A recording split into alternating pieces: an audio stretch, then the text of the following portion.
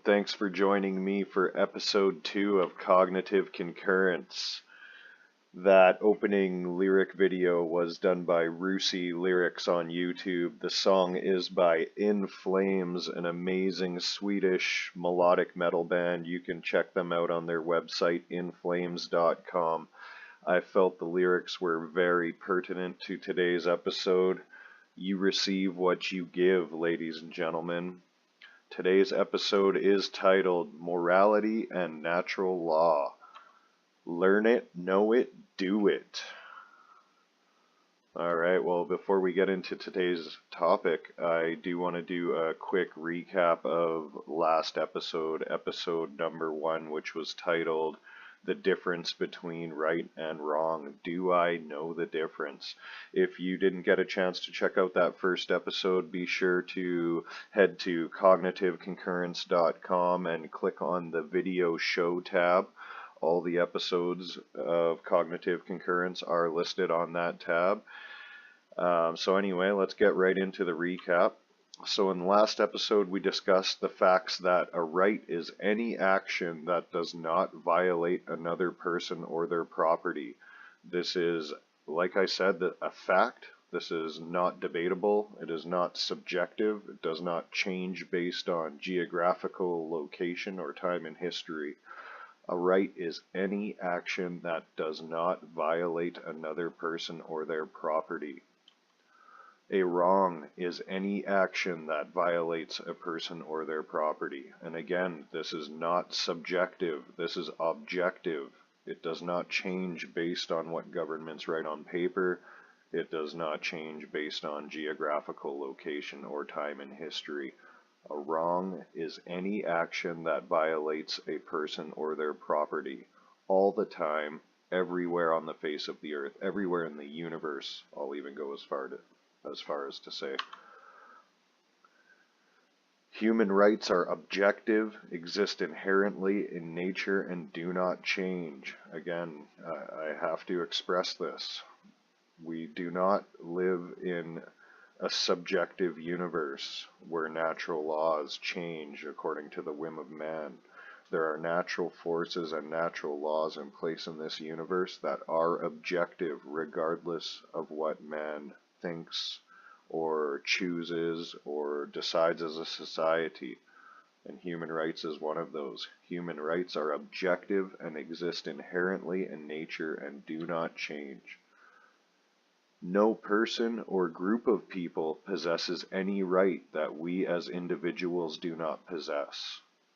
So that means if I do not have the right to commit a specific act, or you do not have the right to commit a specific act, that means that no organization or group of people or person in a uniform actually possesses the right to commit that act as well. So if an individual, the average individual, does not possess the right to commit this act, no other group of people or individual possesses that right. And in the last episode, we got into the two-person example, the two-person scenario. Again, if you haven't heard of this, go back and check out the first episode. It's a great way to understand what is a right and what isn't a right. If you're ever in a moral dilemma and you need to decide for yourself the difference between a right and a wrong act, the two-person scenario is a great way to come to a conclusion on that. We also got into the fact that Canada is not a free nation, nor is any other nation on the face of the earth. Based on my research, I might even go as far as to say that humanity may have never have been free. There may have never been a time where humanity as a race was actually free on planet Earth. And we also got into the fact that the level of freedom we experience directly correlates with our understanding of morality and alignment with such. And this is really a principle of natural law, and that's what we'll be getting into more in this episode, which is why the episode is titled Morality and Natural Law. This meme on the side here is one that I used in the last episode. I felt that it was very fitting in portraying the mentality of government and status today when compared to the mentality of a slave owner. And the meme shows you on the left, it says 1861, "It is my right to force other people to work in my fields." And you see a slave owner standing in front of his plantation with a slave in the background. And in 2012, you have a bankster or government politician type person holding up what looks like a working man and shaking him down for his money, stating, "It's my right to force other people to pay for what I want."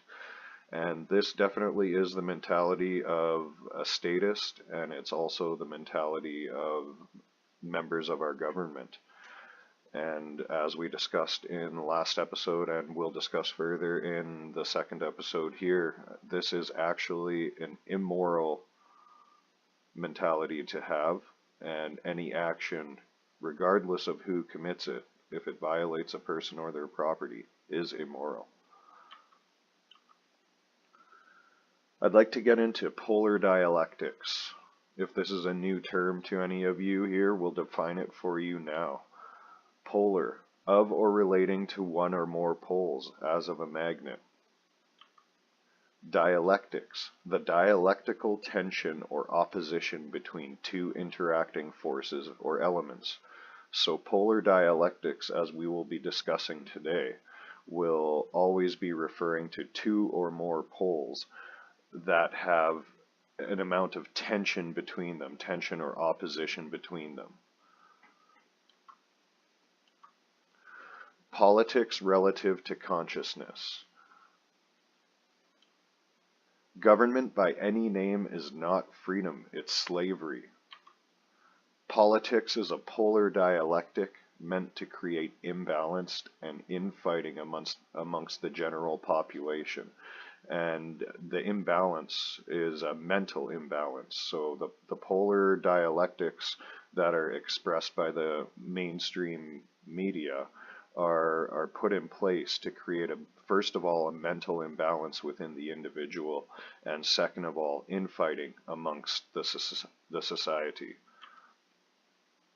And don't get hung up on names. Slavery by any name is still slavery. Last episode, I made the statement that Canada is a communist country. Realistically, I don't care what you want to call it. I don't care if you want to call it democratic socialism, social communist, democratic communist. What do you want to call it? The names don't matter. Either way, government is a restriction of freedom, and government, as we are experiencing today, is slavery. It doesn't matter what you call it. Even if you believe that government is necessary, should we not as a species evolve and progress past the point of needing government? The word government literally means mind control. This is a fact that many people have not recognized. If you trace the etymology of the word government, it comes from two Latin roots, gubernare, which means to guide or steer in a specific direction, and mentis, or mente, which means mind. This is where we get English words like the word government, which obviously means to control something or manage it, or govern, which means to control or manage something. And words like mental, which obviously refer to the mind. So we have govern and mental put together, so it actually literally means mind control. You'll see to the right here, I have a graph that was created by Mark Passio, and the graph is titled "The Real Political Spectrum is a Function of Consciousness." And you can see on the left here he has communism, and on the right he has fascism. And that bottom line axis there is an expression of the amount of external government based on coercion and control, and the 0 point is actually in the center of the line. So as you move out to the right, you experience more fascism, and as you move out to the left, you experience more communism. As you center yourself in the middle and raise consciousness, you'll see closer expressions to freedom as you move towards that middle 0 point. And I thought that this diagram, it speaks so much truth.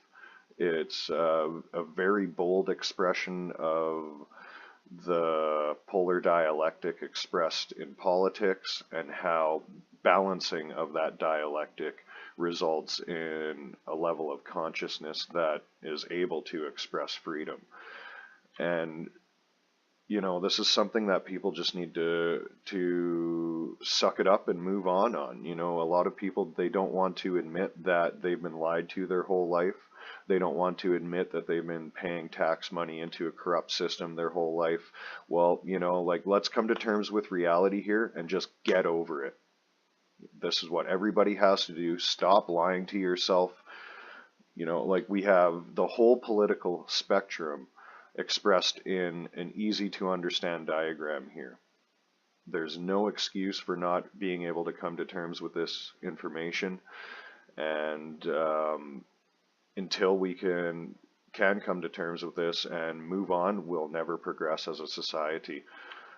I really wanted to take another look at this diagram by Mark Passio. If you'd like to check out his work, you can check him out on whatonearthishappening.com. I highly recommend all of his work. But anyway, back to the diagram. This diagram actually works as a function for so many other things as well. We could use it as a graph to express consciousness in relation to left and right brain imbalance. So, you know, if you're imbalanced on the right, you're going to experience a lower level of consciousness, and if you're imbalanced towards the left hemisphere, you'll be experiencing a lower level of consciousness. And as you balance both your hemispheres again towards the center 0 point, you will express a higher level of consciousness. This can also work with the masculine and the feminine. You know, if you're imbalanced in one or the other, you will be expressing a lower level of consciousness, and recognition and balancing of both the masculine and feminine energies towards the 0 middle point will result in a higher function, a higher expression of consciousness. So this graph is so expressive. You can apply it to almost every single topic that can be reduced to a polar dialectic of sorts. And yeah, I just want to say props to Mark Passio for thinking this one up. It blew my mind when I saw it, and I hope all of you appreciate it as much as I do. So polar dialectics apply to all of the following. A polar dialectic can be applied to the mental processes within the individual. So certain frequencies, colors, symbols, sound, sound vibrations, all of these things can contribute to influencing how your brain functions and how you process information. Of course, a lot of how our brain function is established during the first few years of our education, which is government controlled in Canada. So obviously they've taught us how to use our mind, essentially, and they've done this with an agenda and with an intentional skew towards a left brain imbalance, and we'll look at why that is later on in the episode here. Polar dialectics can be applied to politics, as I showed you earlier. Polar dialectics can apply to religion, and that's why you have all these battling religions. And if you actually do the research and trace back the origins on a lot of these religions, you know, many of them will come from the solar side, and many come from the lunar side. So again, you have a dialectic based on solar and lunar cults battling each other, which brings us to sex and gender. Solar is symbolic of the masculine sex, and lunar energies are symbolic of the feminine. So, you know, that solar lunar polar dialectic also is a reflection of the gender polar dialectic, which we see in play in society so much right now, with the, you know, disillusion of the genders and what's going on there. I'm not going to get too much into that right now, but yeah. We see it in sports all the time, you know, just as in politics, you'll see many of the teams are red and blue, and you'll often see red and blue pitted off against each other, so the right and the left. Age and generations. This is one thing I noticed when I caught a little chunk of a family movie. It really hit me how they really try to establish this generation gap and present to the youth that the adults don't know anything. They're always out to get them, and they're fools, and obviously that the younger generation is misunderstood, totally different from their parents, and they just try to create this gap between the generations and a polar dialectic there. All right, now we're going to look at balance and the brain. I'm going to play a short clip from a lecture by Iain McGilchrist. You can check out his work at iainmcgilchrist.com. But really, if you're looking for credentials, this guy has credentials through the roof. He has university degrees in several fields. He's an author of several books. He's been involved in a bunch of research relating to schizophrenia and brain imbalances. So he definitely knows what he's talking about. Let's take a look at what he has to say about left and right hemisphere functions of the brain, balancing the brain. And just to give you guys an in on the clip here, he is starting with the left hemisphere in the beginning of the clip that I'm about to play. So let's take a look at it now. The Machiavellian stuff to manipulate the world, which is very important. We need to be able to interact with the world and use it for our benefit. Food is the starting point, but we also, with our left hemispheres, grasp using our right hand things and make tools. We also use that part of language to grasp things, as we say. It pins them down. So when we already know something's important and we want to be precise about it, we use our left hemispheres in that way. And to do that, we need a simplified version of reality. It's no good if you're fighting a campaign, having all the information on all the plant species that grow in the terrain of battle. What you need is to know the specifics of where certain things are that matter to you particularly. And so you have a map and you have little flags. It's not reality, but it works better for some purposes. One of the things about the right hemisphere is that because it has this broad open attention, and because actually it's more integrated with our bodies, it seems to have the vividness of experience fresh before it. It has what Heidegger calls presencing.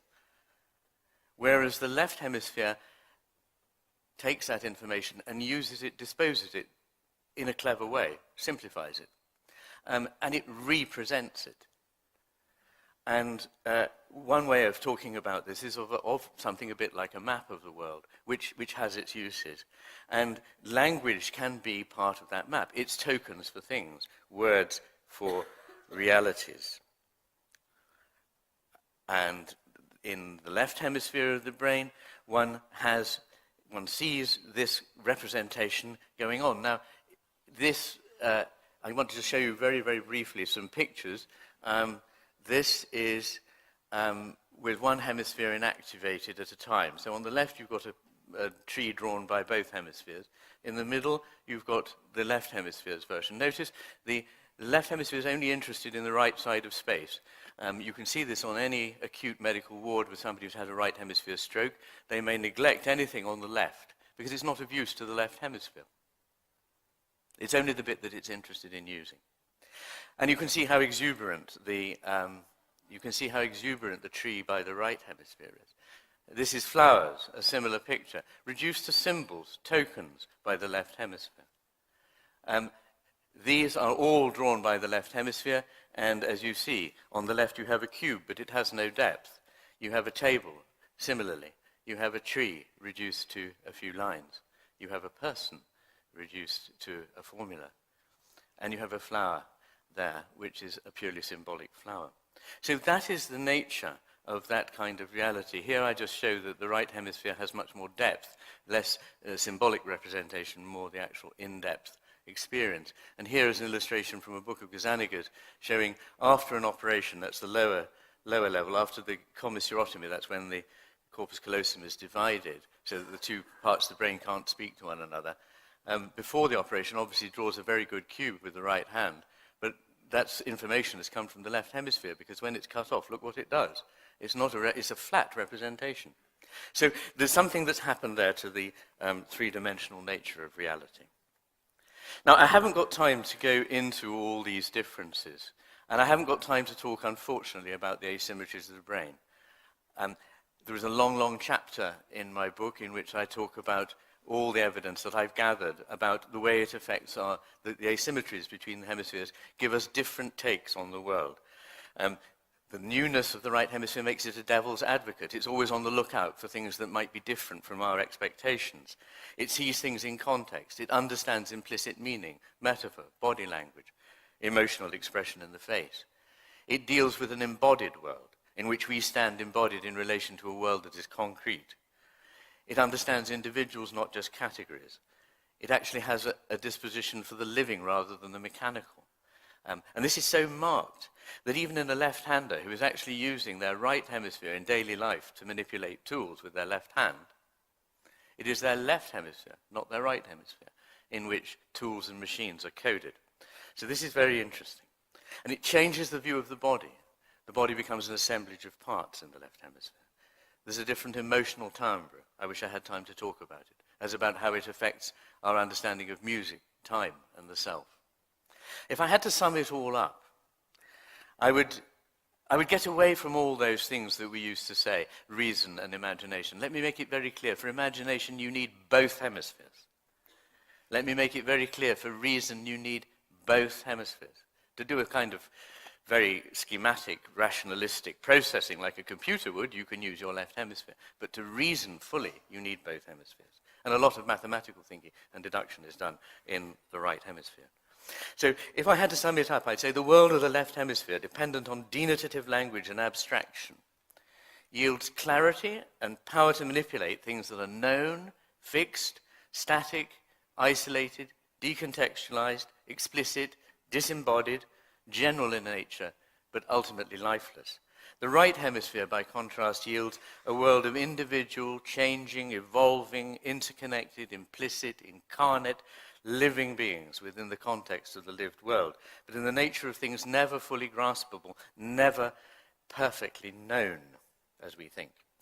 And to this world, it exists in a certain relationship, rather than just an objective stance. The knowledge that's mediated by the left hemisphere is, however, within a closed system. It has the advantage of perfection, but the perfection is bought ultimately at the price of emptiness, of self-reference. It can mediate knowledge only in terms of a mechanical rearrangement of other things it already knows. Now, I would have liked to have time to read some extracts, perhaps I do, from this book, just to show you that actually what I'm talking about is not as abstract as it sounds. If we think about mechanism first, you know when somebody's right hemisphere is not working, they start to, that their world on the left is just produced by the left hemisphere. It's no longer produced by the right hemisphere. It's had a stroke. There's a description here of a patient by Ehrenwald, where the left half of his chest, abdomen and stomach should be, he's got only a wooden plank. It goes right down to his anus and is divided into compartments by transverse planks. Food doesn't follow the usual path from the stomach through the intestines. It, quote, gets sucked into the compartments of this scaffolding and it falls through the hole at the bottom of the framework. All this is only on the left side. So this is very interesting. And if you think about this virtuality, tokens for things, I really would like to read you this short extract about a patient, a whole series of patients, this was research done by a very prominent neuroscientist called Marcel Ginsborn and a Russian colleague called Deglin, when they looked at how people reasoned on, they gave them false syllogisms. And that means one of the premises is wrong, and what deduction do you draw? So, major premise, all monkeys climb trees. Minor premise, the porcupine is a monkey, which clearly it isn't. Implied conclusion, the porcupine climbs trees. Well, does it? They just demonstrated each hemisphere has its own way of approaching this question. At the outset of the experiment, when the intact individual is asked, does the porcupine climb trees? She replies, using, of course, both hemispheres, it doesn't climb, the porcupine runs on the ground, it's prickly, it's not a monkey. During experimental temporary hemisphere inactivations, the left hemisphere of the very same individual, with the right hemisphere knocked out, replies that the conclusion is true. The porcupine climbs trees since it's a monkey. When the experimenter asks, but is the porcupine a monkey? She replies she knows it's not. When the syllogism is presented again, however, she's a little nonplussed, but replies in the affirmative since that's what's written on the card. When the right hemisphere of the same individual is asked if the syllogism is true, she replies, how can it climb trees? It's not a monkey, it's wrong here. So there's that, and there's another very important thing about the left hemisphere. It's a huge optimist, and it indulges in a degree of denial. So great is this denial. This is a neurological fact. It's not just an opinion I have about the left hemisphere. If somebody had a stroke involving the left-hand side of the body, their right hemisphere not operating, because it doesn't fit with the left hemisphere's idea of itself that there could be anything wrong with it, it will deny that there's a problem. It's not paralyzed at all. We'll move it then, and no movement will happen. But the patient will insist that they've just moved their arm. I just wanted to read you this little extract. So, an examiner talking to a patient.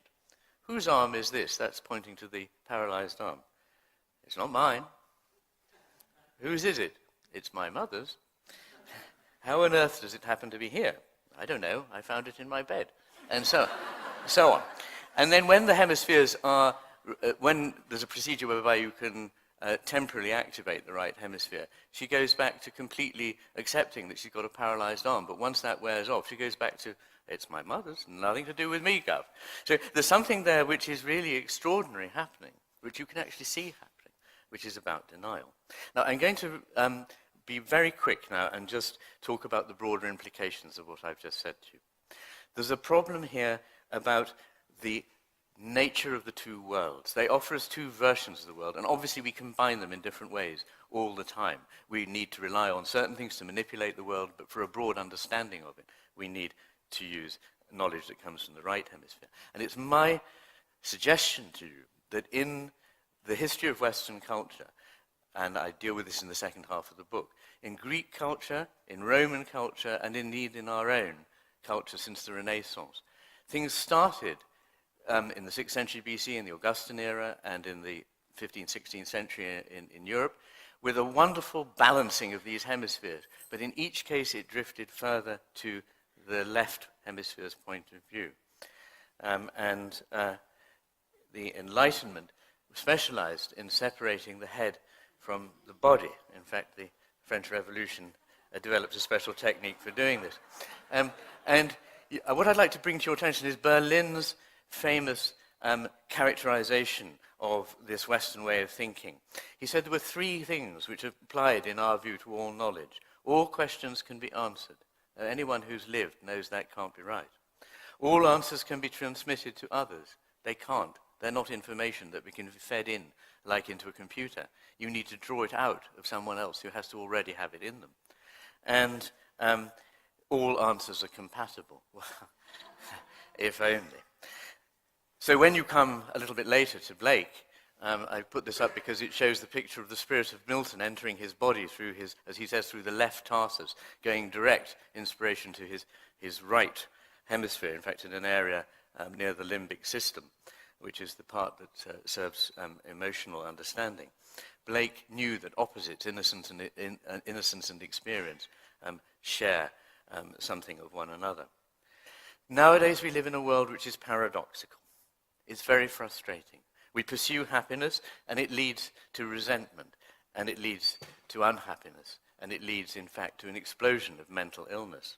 That is the world we now live in. We've pursued freedom, but we now live in a world which is more monitored by CCTV cameras, and in which our daily lives are more subjected to what de Tocqueville called a network of small, complicated rules that cover the surface of life and strangle freedom. More information, we have it in spades, but we get less and less able to use it, to understand it, to be wise. There's a paradoxical relationship, as I know as a psychiatrist, between adversity and fulfillment, between restraint and freedom, between the knowledge of the parts and wisdom about the whole. It's the machine model, again, that is supposed to answer everything, but it doesn't. Think about this. Even rationality is grounded in a leap of intuition. There is no way you can rationally prove that rationality is a good way to look at the world. We intuit that it is very helpful. All right, I hope everybody was able to grasp the importance of that lecture.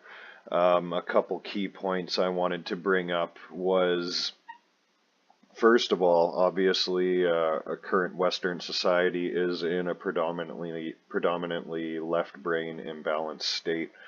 As Iain got into in the lecture there, this directly affects one's ability to reason. And that's what he was getting into with the monkey story. So a left brain imbalance directly affects your ability to reason. It also results in the brain's ability to deny reality. So it results in denial. And he gets into that when he brings up the story of the patient who had the stroke and was actually denying that the paralyzed arm was even her arm. One thing I wanted to bring up as well is the fact that if you take a look at corporate logos and symbolism and how widespread that is within our society and how effectively it apparently is as well, it begins to make a lot of sense in this context, seeing as how the left hemisphere of the brain perceives complex ideas as more of a two-dimensional symbol. It would be safe to assume that a two-dimensional symbol would also be able to express a complex idea to a person in a left brain imbalanced state, and that would be possible even without the person realizing that it's happening. So now we're going to get into balance and unity and the importance of it. And if you didn't catch it from that lecture, the study of psychology is very important, and it's very important to balance and heal our own minds. This can only be done through personal work and growth. Like I said, you have to study psychology, you need a general understanding of how your brain works, and you need to consciously put the effort in to balance and heal your own mind. We also need to study biology and health and nutrition to balance and heal the body. And I honestly think this is a big reason why people aren't able to comprehend simple ideas like simple concepts like morality, the difference between right and wrong, and natural law principles. Their brains just simply aren't receiving the nutrition required to function properly. So these first two kind of go hand in hand. You can study psychology and do your best to balance and heal your mind, but if you're not running on the right fuel, you're just making it that much more difficult for yourself.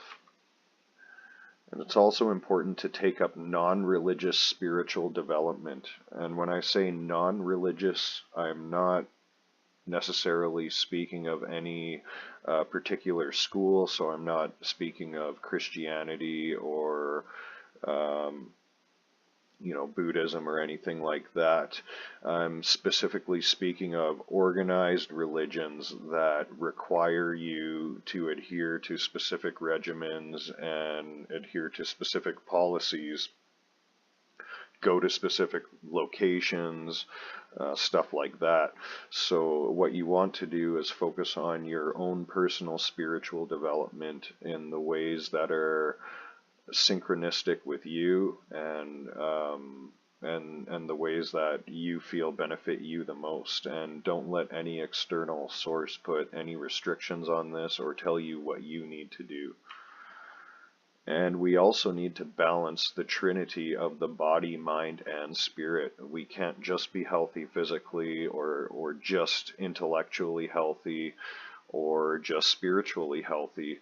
If we only focus on one of these three things, we will ultimately also end up in an imbalance that makes us more susceptible to manipulation. So again, it's important to study psychology and balance and heal your mind, study biology, health, and nutrition to balance and heal your body, and take up non-religious spiritual development, in effect balancing the trinity of the body, mind, and spirit.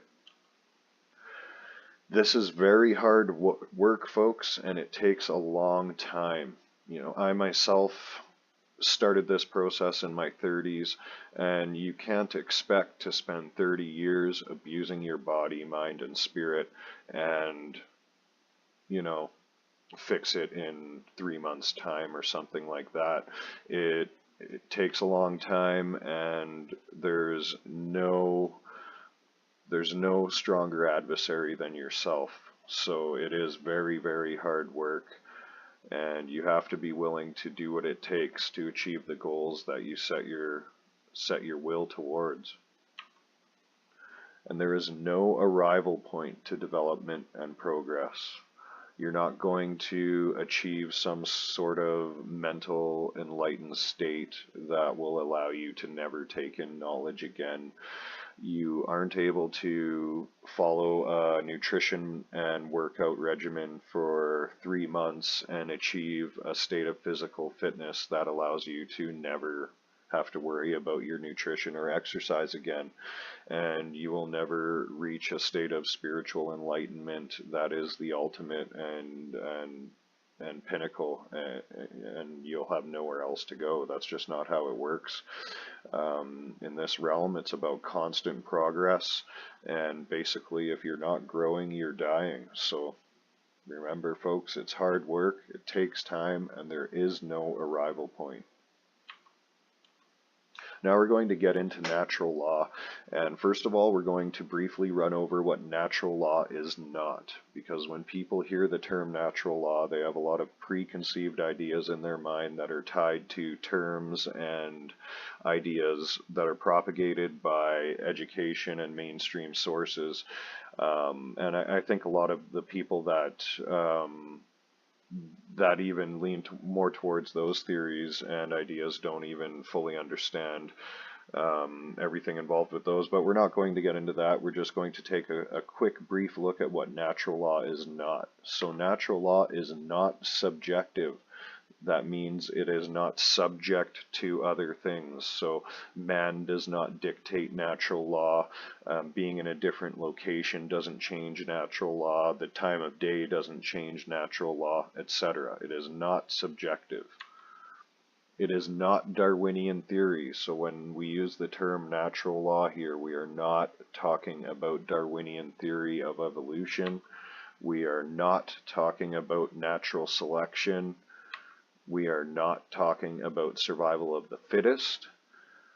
We are not talking about the law of the jungle. And we are not talking about state or government law, otherwise known as man's law. So it's very important to clear your mind of any of these terms or theories or philosophies, and just keep in mind the definition that I'm trying to communicate in this presentation. Okay, natural law is also not religious law. It has nothing to do with law from a Christian perspective or any other theosophical viewpoint. What is natural law? Natural law is invisible forces or rules that determine the outcome of events in our reality based on initializing forces or actions.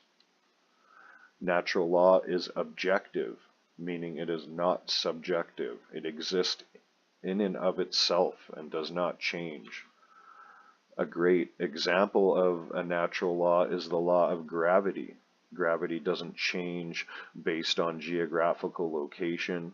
It doesn't change based on what man writes down on paper. So we could write down that there is a law of gravity, but that would not change the law of gravity. We could also write down that there is no more gravity any longer, and there would still be gravity on Earth. So that it's a great example of a natural law that is an invisible force that determines the outcome of events in our reality based on initializing forces or actions. Okay, thermodynamics is another great example.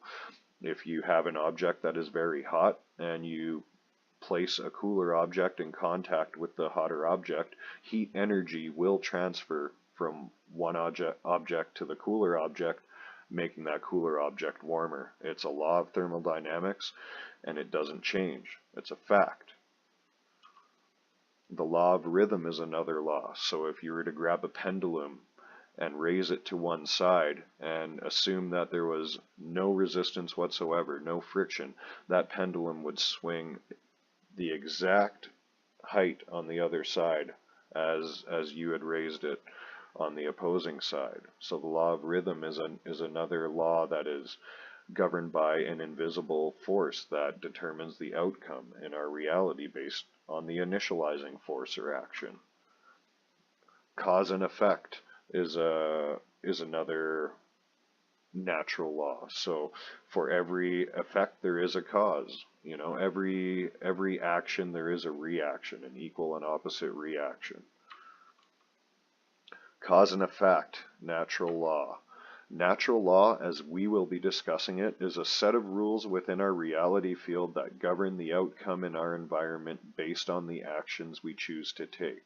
So the specific natural law that we will be discussing is a governing factor relative to actions that human beings choose to take in our reality. Some have referred to these laws as cause and effect, karma, consequence, what goes around comes around, etc. As with gravity, these laws are invariable, immutable, and the effects of these laws are detectable and measurable.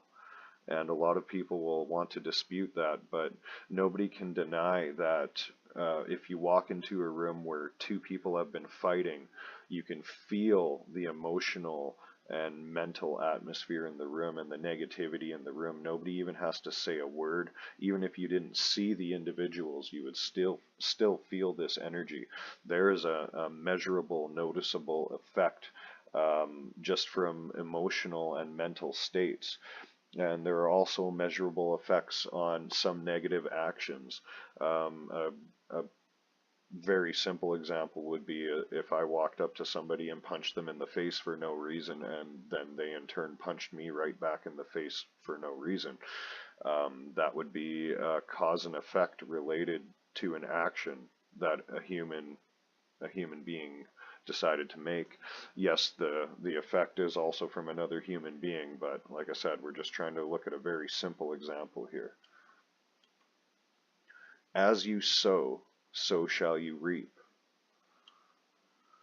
Principles that apply in the physical realm are similar to those that apply in the non-physical realm. So the main reason people will want to deny that there's any governing factors related to morality or thoughts and actions is because maybe those aren't directly witnessable in the light spectrum that we experience with our eyes. So because they can't experience it with their eyes or one of their other senses, they will want to refuse to accept the existence of these laws. But the way our reality works, and this has been known for thousands of years, is that the physical characteristics of our reality are in place to help us understand the imperceivable aspects of our reality. Okay, so that's where we get into the fact that principles that apply in the physical realm are similar, not exactly the same, but they are similar to those that apply in the non-physical realm. So one of the principles in place in the physical reality is if you plant a cucumber seed, you will get a cucumber plant. If you plant an apple seed, you will get an apple plant. So, you know, if the type of seed you plant determines the type of plant that will grow from the seed. You can't plant an apple seed and expect to get a cannabis plant. It doesn't work that way. And also in our reality, energy that is not converted in some way always results in the transfer of the same form of energy. So going back to thermodynamics, heat energy, if it's not converted to something else, will always dissipate and transfer as heat energy. Sound vibration will continue to transfer as sound unless it's converted in some way.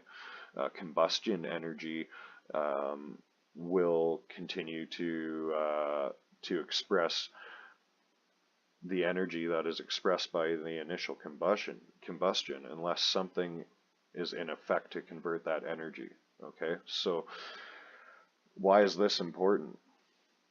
It is safe to assume that similar laws exist guiding unseen forces and energy, including thoughts and actions.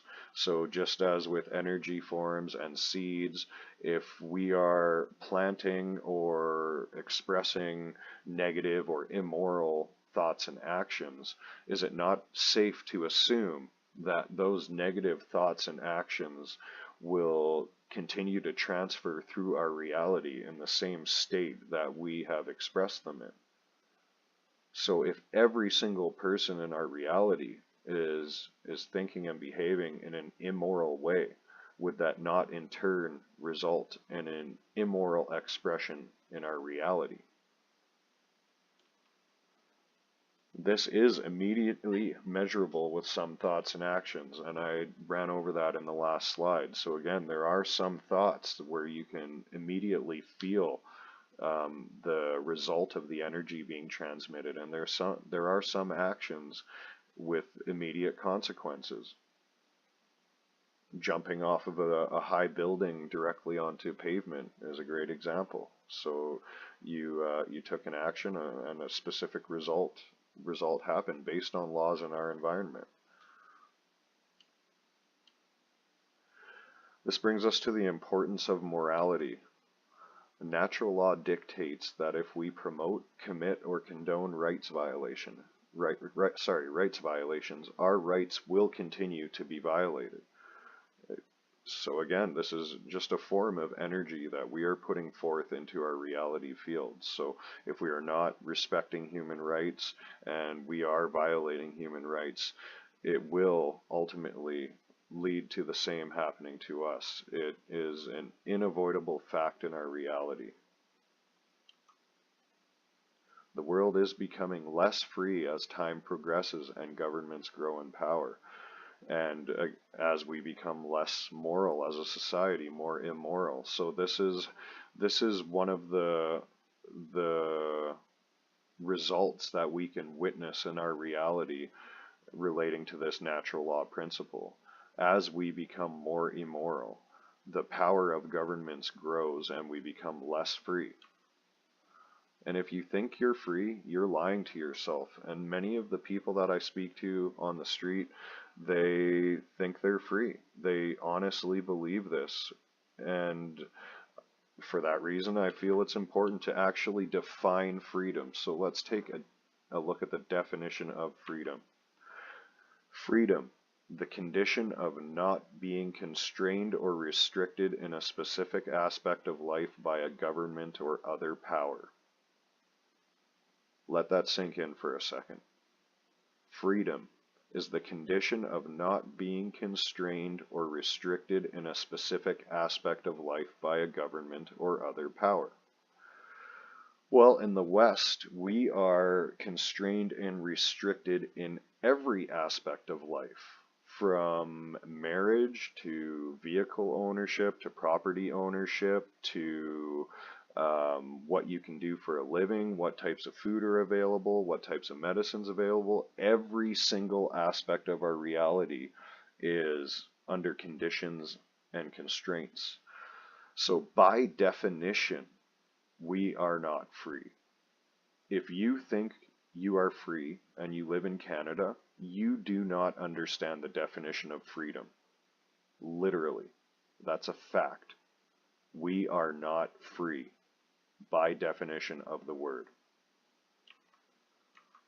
So why don't we know this?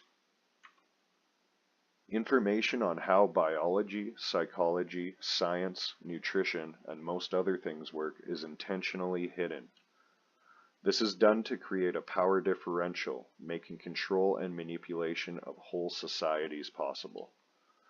From the education system to entertainment and media to religion, all bases are covered to form mass opinion and drive societal trends. So the powers that be have gone a long way over the past few thousand years to take control of every single aspect of our existence, and they're pushing it earlier and earlier. They have kids going into daycare now at 3 or 4 years old, and pretty soon what we're ultimately moving towards is obviously the state raising children.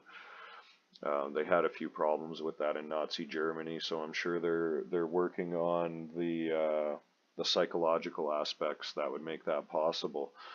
But all of this information has been intentionally hidden from the general population of society, as I said, intentionally to create a power differential that makes it possible for them to control and manipulate us. This brings us to the occult.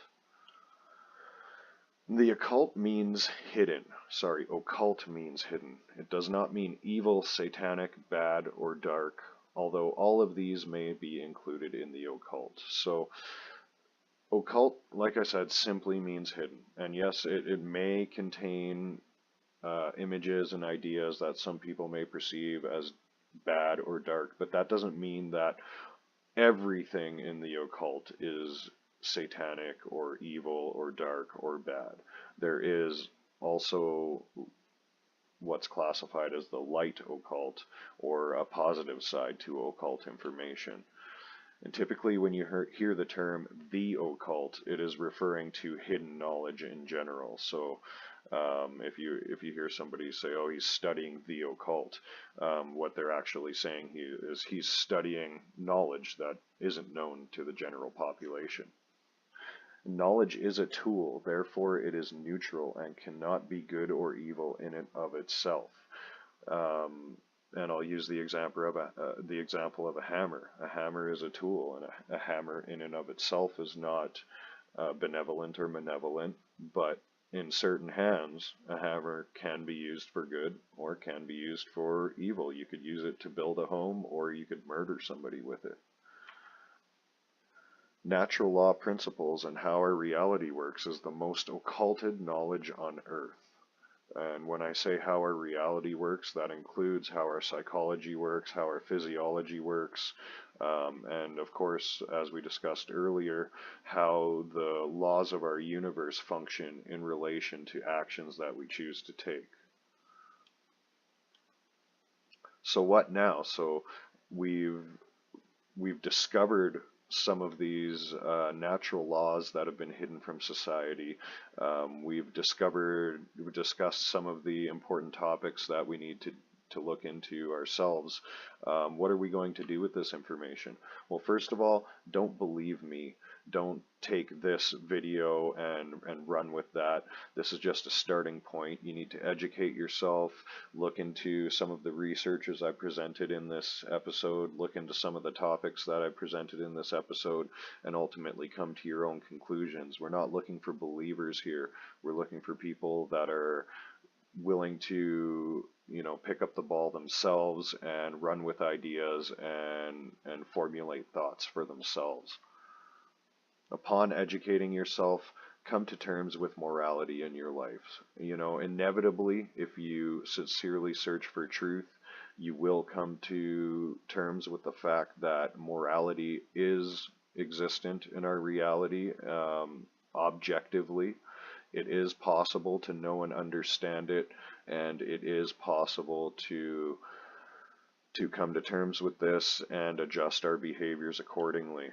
So take action and eliminate wrong behavior and refuse to support human rights violations in any way. And this is the hardest part of any of any new thing, any new training program, or any new schedule you try to set up for yourself. Taking action is always the hardest part, and maintaining self-discipline is even harder. So what we need to do is eliminate wrong behavior from our lives and refuse to support human rights violations in any way. So this includes not working immoral jobs. So if you're in an immoral occupation such as police or military, you'll need to stop performing those acts for a paycheck. Unfortunately, we have to take this all the way, ladies and gentlemen, and just because you're paid to do it isn't an excuse to commit immoral acts. And we also need to stop supporting organizations and people and groups of people that are committing human rights violations. So this includes not funding corrupt governments and militaries and police financially and in other ways.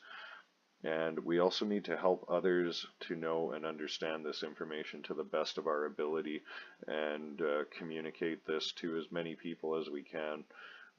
Do your best to get up to speed and study. I'll be presenting some resources at the end of the episode here, but at the end of the day, you can't just watch a half hour or a 1 hour video or even a 10-hour video and assume that you have a grasp on this. You'll need to look at this information from many different angles and from eclectic sources, so a wide array of sources. Why are evil people so successful? So this will be one of the biggest arguments with somebody who's trying to discredit the fact that morality does exist in our reality and there are natural laws governing morality. Why are evil people so successful? And this is what people will say. Well, if morality is in play and there are natural law principles that guide our thoughts and actions and affect us in the manner of as we sow, so shall we reap. Why are people like Rockefeller and the Bushes so successful? And the reason is, first of all, those in power are in the know, and they understand the occulted principles mentioned in this episode, and they understand them very well. They know you better than you know yourself, because they understand psychology, they understand biology, they understand spirituality, and they understand our Earth and our universe and how these energies all interact with each other. Most people at the top of the pyramid commit very few wrong acts themselves. They use and manipulate others to do their dirty work, such as the police and military. So you'll never see a president or a prime minister pick up an AR-15 and shoot some kids in the Middle East. These people, they've assumed that they've been able to hack our reality. And what they do is they avoid a lot of the karmic repercussions by having other people carry out their immoral acts for them. They still won't escape accountability for everything they've done, but and I guarantee they're suffering in many ways that are not apparent to most people looking in from the outside. But these people are very, very smart, and I would even think it's to the level where they probably don't even have to suggest a lot of the immoral acts that are carried out on their behalf. So if you could picture a scenario of, say, let's use the mafia for example. We'll have a don of the mafia sitting behind a desk, and one of his soldiers come in, his enforcers, and ask the don what he should do. A guy owes a lot of money to the don and he won't pay, and the enforcer is asking the mob boss if he should kill the guy, and he says to the don, "What do you want me to do about it?" And the Don looks at him, and all he would have to say is, "What do you think I want you to do about it?" So, in this instance, more than likely, the enforcer is going to go out and he's going to kill the person that owes the mob boss this large sum of money. Well, the mob boss didn't commit this act, and he didn't even suggest to this person to commit this act. This person went out and, of their own free will, used force to violate another person's rights. So that's a great example of how somebody who's at the top could pretty much avoid all moral culpability simply by using others to do their dirty work. And they also dedicate a large amount of their resources to philanthropy. You'll notice they're constantly donating money to this cause or that cause. And, a lot of these foundations are just bullshit tax shelters, but they do spend a large amount of money on philanthropy. And again, this is to balance out their karma in this reality. If you do a study of psychopathy, it will reveal to you the thinking patterns and tactics of the ruling elite. So if you'd like to understand how these people actually think and operate, you need to study psychopathy, and you'll have a little bit better of an idea of how they view the general public and why they interact with us in the way that they do. So now I'd like to recommend some resources for learning for the viewers out there. Once again, if you have found any of this information valuable, the next step is to run with it on your own and do your own research. So the first piece I will recommend to you is Mark Passio's Natural Law Seminar, and he goes very in-depth into this topic. This seminar, I think it's between 8 and 9 hours long. Very thorough, in my opinion. It's a must-watch for every person who does not have a firm grasp on morality and natural law and how our reality functions. The Kybalion is a book, and it's a great introduction to natural laws in our reality. It's a very easy read, so it's not intimidating. I think the average person won't have too much difficulty reading this book. And Hermetics, which is actually a whole philosophy. So if you just start exploring the Hermetic philosophy, I think you'll be led towards literature that is suitable for you at your stage in your development. And the same goes for alchemy. Alchemy is also a philosophy, and like I stated, if you just do some research into that, I think you'll be drawn towards the material that's suitable for you at this point in your development. So Mark Passio's presentation is extremely thorough. After watching this in full more than once, the Kybalion is a great introduction to occult philosophy and natural law principles. And Mark Passio's presentation is very long. I know I've watched it several times, and I've watched it in one sitting, and I've watched it broken up as well. It is my recommendation that if you can, watch it in one full sitting. It really helps your brain to progress through the whole presentation in a flowing manner and come to conclusions at the same time as the presentation is developing. If you put something on ice for 12, 18 hours until the next day, you're not at the same mental state as you were when you just consumed 2 hours of this information. So in my opinion, if you can watch it in one sitting, that's a great way to watch the video, and it's a lot of information, so I do recommend watching it more than once. And yeah, check out the Kybalion. It's a great introduction to occult philosophy, and also a great introduction to the natural law principles that are in effect in our reality. And I saved almost the most important for last. Health and nutrition is a topic that everybody needs to become a professor in.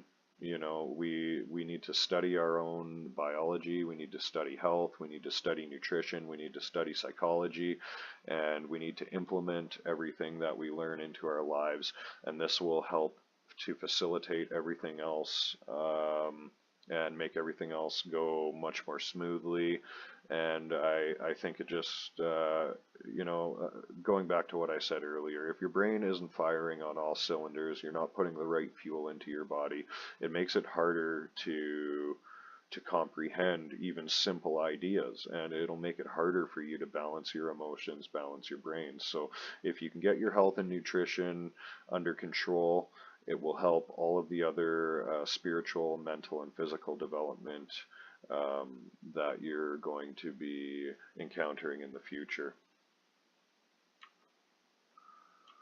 I'd like to close with a quote. I have never come across a good man who has suffered, because each good act is a reward in itself, and each bad act is a punishment in itself. There are not rewards and punishments afterwards, beyond death, beyond this world. If you put your hand into the fire, it will be burned right now, not in the next life, not in hell. Cause and effect are connected, they cannot be separated. So if you are suffering, then think again whether your innocence is innocence. Your suffering should become a question mark, and you will find that your innocence is not innocence. You are simply a coward. If your innocence is innocence, the whole sky can shower suffering on you, and you will remain untouched. This quote was from Osho. Well, I hope everybody found some valuable information in the second episode of Cognitive Concurrence. Thanks a lot for tuning in. Be sure to check out my website, Cognitive Concurrence, for regular posts as well as new episodes. I will be trying to put out an episode every week or two. So until then, thanks a lot and take care. Stay free, everybody.